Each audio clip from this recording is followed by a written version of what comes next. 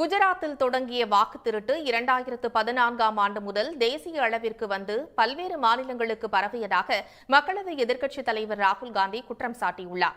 இதனிடையே பீகாரில் இன்று நடைபெறும் ராகுல் காந்தியின் வாக்குரிமை பேரணியில் முதலமைச்சர் மு.க.ஸ்டாலின் கலந்து கொள்ள உள்ளார்.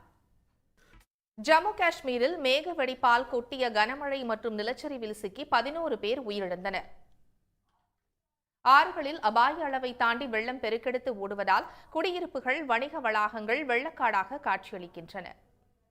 தமிழ்நாட்டின் முக்கிய நிகழ்வுகளை எக்ஸ்பிரஸ் செய்திகளாக பார்க்கலாம்.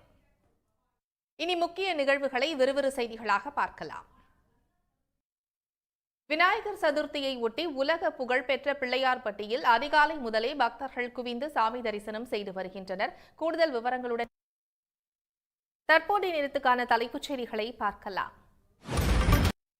தமிழ் சினிமாவின் பிரபல நடிகர்களில் ஒருவரான நடிகர் ரவி மோகன் தனது பெயரில் ரவி மோகன் ஸ்டுடியோஸ் எனும் தயாரிப்பு நிறுவனத்தை தொடங்கியுள்ளார். உலகம் முழுவதும் நடைபெற்ற முக்கிய நிகழ்வுகள் சிலவற்றை முதன்மை செய்திகளாக இப்போது பார்க்கலாம்.